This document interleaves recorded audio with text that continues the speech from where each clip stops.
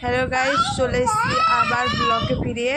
দেখতে পাচ্ছেন আপনারা রিয়ানের বাবা বাজার করে এনেছে। কী কী বাজার করেছে তোমাদের দেখাবো। পটল এনেছে, আর রিয়ানের জন্য অল্প মাংস নিয়ে এসছে, আর চিংড়ি মাছ নিয়ে এসছে। দেখতে পাচ্ছ আমার ছেলে, ও দেখাচ্ছে কি নিয়ে এসছে। বাবা মাই নিয়ে এসছে।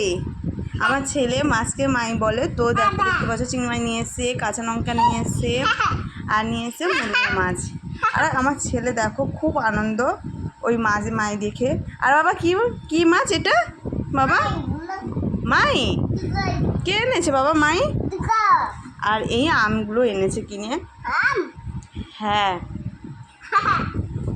বাবা, এটা কি? এটাকে কি বলে বাবা? এটাকে কি বলে? এটাকে কি বলে? এটা কি বলে? এটা কি? আম।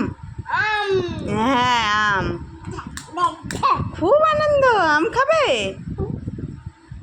মাই কই? মাই কই বাবা? মাই। আর কক কই? কক?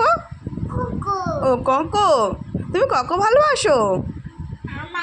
তুমি কক খাবে? বুঝতে পারছো, রিয়ান তো কক এবং মায়ের দিকে খুব আনন্দ। ও এমনিতে তেমনি মাছ মনে ঘাটতে পছন্দ করে। তো আজকের এইগুলো রিয়ানের বাবা বাজার করে এনেছে। আমি যতটা পারি সম্ভব ব্লগ বানিয়ে তোমাদের সামনে তুলে ধরবো। প্লিজ আপনারা দেখেন এবং সাপোর্ট করেন। আপনাদের সাপোর্ট ছাড়া আমার পক্ষে এগুলো সম্ভব না। আমাদের পাশে থেকেও এটাই আমি কামনা করি। আজ আমরা বাড়িতে এইগুলো নিয়ে এসে দেখে, তো আজ মঙ্গলবার ছিল, তো ওর বাবার আজকে ছুটি আছে, তাই বাড়িতে আছে, তাই বাজারগুলো করে এনেছে।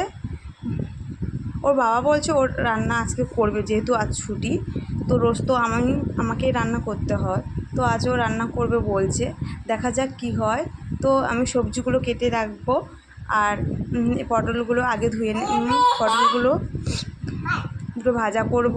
আর মাংস এনেছি রিহানের জন্য, অল্প করে মাংস করব, আর চিংড়ি মাছের বাটি তরকারি করব, আর মূল্য মাছকে টক বানাবো। তো শেষ পর্যন্ত ভিডিওটি দেখতে থাকো। ভালো লাগলে শেয়ার, কমেন্ট ও লাইক করতে ভুলো না। এখন ওই অবধি রাখলাম। এবার যখন রান্নার সময় পরের এপিসোডটা নিয়ে আসছি।